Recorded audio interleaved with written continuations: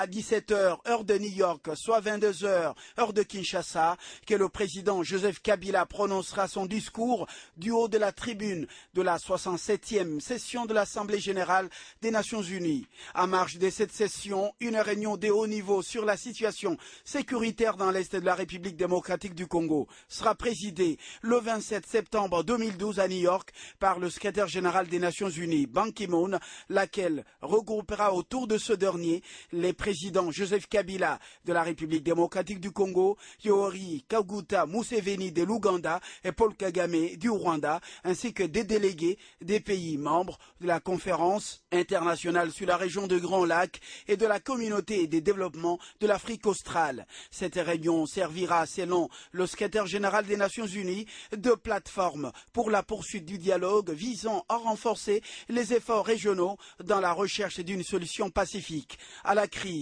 dans l'Est de la République démocratique du Congo, où le mouvement rebelle, avec l'appui du Rwanda voisin, mène une rébellion armée depuis plusieurs mois. À la convocation de cette réunion de haut niveau sur la situation sécuritaire dans l'Est de la RDC, le secrétaire général des Nations unies a estimé que même si les opérations militaires du M23 sont moins intenses depuis juillet dernier, la situation reste fragile. Et puis dans son intervention devant l'Assemblée générale de l'ONU, ce mardi, le président américain Barack Obama a successivement appelé au départ du président syrien Bachar el-Assad et a qualifié l'attaque du consulat de Benghazi d'attaque contre l'Amérique. Parlons justice, un tribunal de Liège en Belgique examine depuis ce mardi la plainte en référé du général John Numbi contre les réalisateurs documentaristes Thierry Michel. Ces derniers souhaitent faire interdire la diffusion de l'affiche du documentaire controversé de Thierry Michel, consacré à cette affaire sur laquelle figure l'image de John Numbi à côté d'une photographie de la victime Floribert Chebeya. L'affaire est donc entre les mains de la justice belge.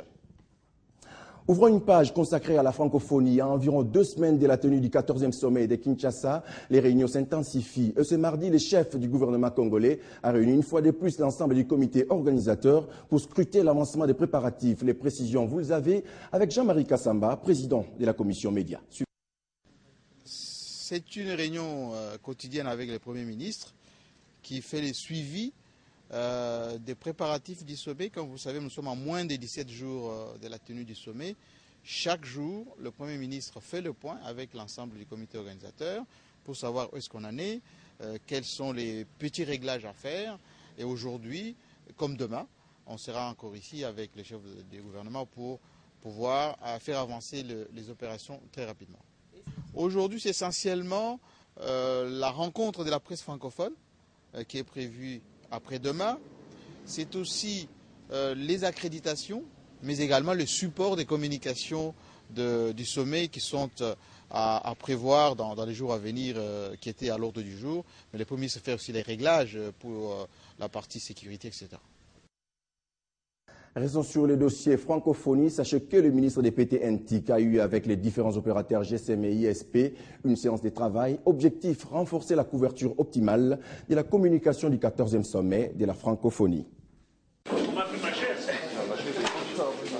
Le défi de la couverture optimale constitue à ce jour l'une des véritables préoccupations du gouvernement central pour la réussite du 14e sommet de la francophonie prévu mi-octobre à Kinshasa, capitale de la RDC. Au cours de cette séance de travail, le ministre de PT-NTIC a insisté sur le rôle que doit jouer le secteur des télécommunications. L'exigence de performance en termes de services à offrir aux différents invités s'avère non négociable. Nous, c'est une occasion de montrer notre compétence. Et la volonté de donner ce service est disponible. Et nous souhaitons qu'au niveau du ministère, nous puissions nous focaliser sur les points essentiels de manière à ce que le service qui sera fourni soit optimal.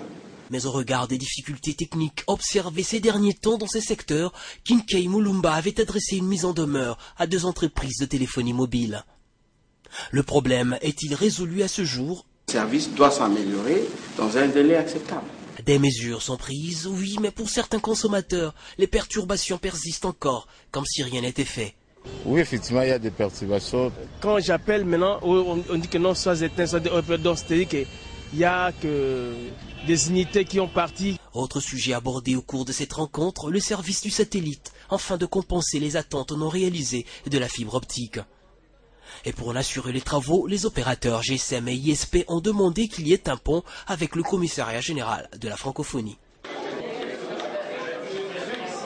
Tout à fait autre chose à présent. Vous le savez, la Cour suprême de justice a rejeté il y a quelques jours les recours de l'ancien gouverneur de la province du Kasaï occidental après sa déchéance à la tête de cette province.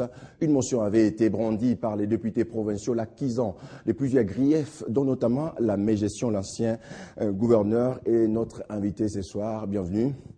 Alors, première question, votre démarche judiciaire n'a pas abouti. Quelle sera présentement votre réaction? Merci beaucoup de cette opportunité. Je viens de rentrer des États-Unis où je viens de lancer un livre, mais également j'étais au département d'État et au Black Caucus. Pour revenir à votre question, je voulais d'abord souligner le fait que nulle part dans cette motion machiavélique du reste, il n'a été fait allusion à une mégestion. C'est une motion enclenchée contre le gouvernement provincial, dans laquelle on parle de l'incapacité du gouvernement provincial de maximiser les recettes fiscales de la province, des sorties du gouverneur des provinces et de la suspension des quelques cadres.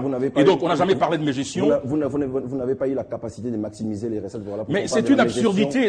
Non, c'est pas la capacité de maximiser les recettes. C'est pas une mégestion. Il faut faire attention. Mais l'absurdité et le caractère machiavélique de cette machination odieuse, c'est le fait que moi j'ai trouvé ces députés-là, pendant 4 ans, ils étaient incapables de faire franchir la province le cap de 50 millions de francs par mois. Moi, j'ai fait arriver à 120, 150 millions. Et donc, il faut se poser des questions sur la cohérence de ces députés. Et de deux, l'inspecteur général des finances est allé au Kasaï occidental. On n'a jamais démontré la validité de leur thèse. Une commission du ministère de l'Intérieur est allée là-bas. On n'a jamais pu démontrer la validité de leur thèse. Les procureurs, suivez-moi très bien, les procureurs généraux de la République avaient démontré que la motion-là était tout à fait irrégulière et invalide. Vous voulez dire qu'on vous accuse à tort et à travers? Non, mais je suis victime d'une odieuse machination montée de toutes pièces par un clan et des réseaux politiques régressifs qui pensaient m'utiliser à des finalités rentières. Moi, je suis d'une culture politique anglo-saxonne, je ne marche pas dans ces sens-là. Est-ce que votre famille politique exigeait de vous de l'argent? C'est pas ma famille politique, je dis bien qu'il y a des clans et des réseaux politiques qui continuent à pratiquer, qui continuent à s'imbiber de la culture politique rentière et qui minent la dite majorité. Qui ont la même mise sur l'AMP? Non, je ne pense pas. Plutôt l'AMP, les chefs de l'État et les premiers ministres, moi je pense, et même le président de l'Assemblée nationale, son Excellence Robert Minakou, devraient mettre toutes les batteries en marche et la République de manière générale pour extirper, exorciser la société de cette pathologie rentière qui continue en fait à miner la pratique politique dans notre pays, qui continue en fait à décrédibiliser l'arène politique. Il ne s'agit pas de la majorité ici. Je suis très clair, je nuance et je pèse bien mes mots. Il s'agit bel et bien, je peux le démontrer, je défie quiconque à un débat contradictoire, parce que l'Assemblée provinciale n'a pas eu le courage de faire la motion quand j'étais là. Ils l'ont fait dans mon dos. La Cour suprême de justice, il n'y a jamais eu débat. La démocratie, mon frère, la démocratie, elle est délibérative. Avant de prendre une dernière préoccupation, vous sentez-vous abandonné par votre famille? Non, je ne suis pas abandonné. Je ne suis pas abandonné. C'est plutôt ces clans, ces réseaux régressifs qui sont en fait des réseaux d'accumulation qui en fait, comme je dis, minent la majorité et c'est plutôt à travers cet acte que ces réseaux se sont exposés eux-mêmes et ils méritent en tant que tels d'être neutralisés et d'être mis à jour pour que la République puisse une fois pour toutes. Vous savez, quand on fait la transition, quand on fait les élections, etc., la finalité, c'est pas d'accéder au pouvoir. La finalité, c'est pas d'être élu. La finalité, c'est d'enclencher un mouvement qui puisse véritablement transformer la société. Nous avons besoin des élites transformationnelles. Et donc, tous les acteurs politiques qui font preuve de ces tares machiavéliques, des tares rentières et prébendières, on doit les mettre à nu. À vous attendre de parler, vous avez été mal compris. Et quelle sera votre dernière... Non, j'ai pas été mal compris. Votre dernière étape. Mon cas... La dernière étape par rapport à tout ce qui est là. Bon, je pense que la dernière étape, il faut suivre la loi. Mais écoutez, l'Assemblée provinciale a fait la motion pendant que je n'étais pas là. Il n'y a pas eu débat.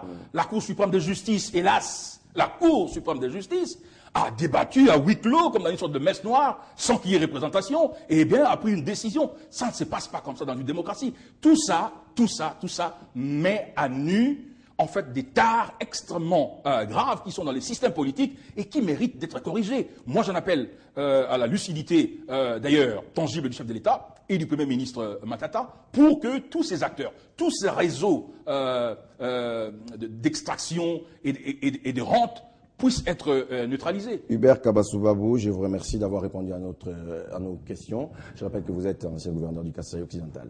Non, mais disons jusqu'à ce que l'appel, je veux dire, la démarche que l'on a introduite pour le moment puisse démontrer le contraire, parce qu'il n'y a jamais eu de débat.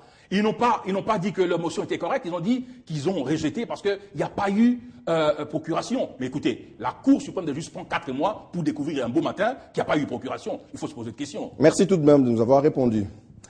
Et puis une délégation de la Banque mondiale a échangé ce lundi avec le ministre du Plan et suivi de la mise en œuvre de la modernité. L'entretien a tourné essentiellement sur la relance de la réforme de l'administration publique en République démocratique du Congo. Sans détour, les experts de la Banque mondiale sont disposés à soutenir le gouvernement Matata pour la matérialisation de cette réforme. Au Sud Kivu, un atelier de 2 jours est organisé grâce à l'appui de la coopération militaire à l'intention des acteurs politiques et les responsables de sécurité de cette partie de la République démocratique du Congo. Et c'est dans le cadre de maintenir des relations appropriées entre civils et militaires. Le lancement de ces travaux a eu lieu en présence du gouverneur de la province, Marcelin Chichambo. Suivez. Comment humaniser les relations entre civils et militaires? La question est au centre de l'atelier de 2 jours auquel participent les membres du gouvernement provincial, les responsables des services de sécurité et les acteurs de la société civile. Grâce à l'appui de la coopération militaire de l'ambassade des États-Unis en République démocratique du Congo, les représentants de la société civile, les responsables des services de sécurité et les membres du gouvernement provincial vont renforcer leurs capacités. Le but étant d'augmenter le niveau de connaissances, de compréhension des rôles et des responsabilités dans l'établissement et le maintien de relations appropriées entre civils et militaires. Les participants discuteront des principes et des théories qui règlent les relations civilo-militaires partout dans le monde. En ouvrant ce séminaire atelier, le gouverneur du Sud Kivu a plaidé pour un nouveau mode de collaboration et de vouloir vivre ensemble entre les différentes couches de la population, en l'occurrence les civils et les militaires.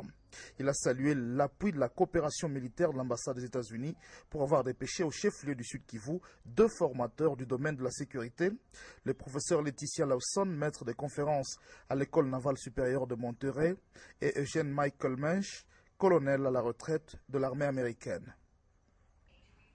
Sachez également que les élus du peuple ont déjà repris les chemins de l'Assemblée nationale et pendant les vacances parlementaires, plusieurs d'entre eux s'étaient rendus dans leurs bases respectives et l'élu du Moamba, Deo Indulu, était du nombre. Il s'était rendu à l'université de Kinshasa pour se rendre compte des conditions de vie des étudiants sur ces sites universitaires. L'honorable Deo Indulu Ekons, élu de la circonscription du Moamba, a été ce dimanche 23 septembre 2012 sur les sites de l'université de Kinshasa à la demande de la communauté estudiantine. Une longue marche à pied force l'élu du Moamba de faire le pied pour visiter tous les sites universitaires afin de palper du doigt la réalité des conditions dans lesquelles loge cette potentialité intellectuelle de la République. Des hommes à hommes, les ovations se mêlent aux cris de détresse.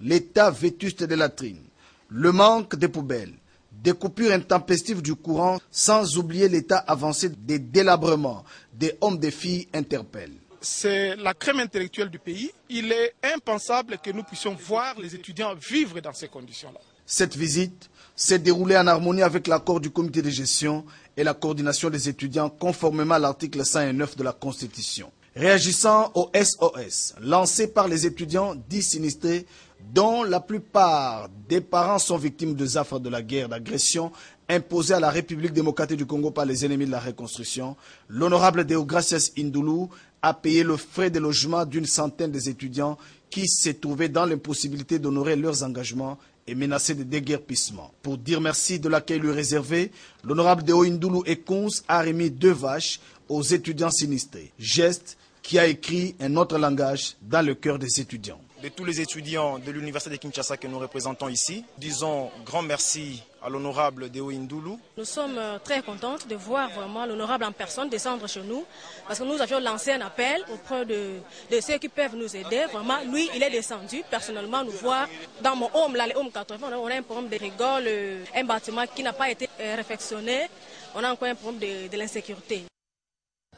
Et puis, après avoir fêté ses 2 ans d'existence, Télé 50 a attiré vers elle de nombreuses personnalités. Tenez, ce mardi, l'ambassadeur de la République centrafricaine en République démocratique du Congo, Eli Weifio, a visité les installations de la chaîne. Il s'est également entretenu avec le directeur général Jean-Marie Kassamba sur notamment un projet d'implantation d'une nouvelle station en République centrafricaine. Un long voyage certes pour l'ambassadeur de la République centrafricaine, mais finalement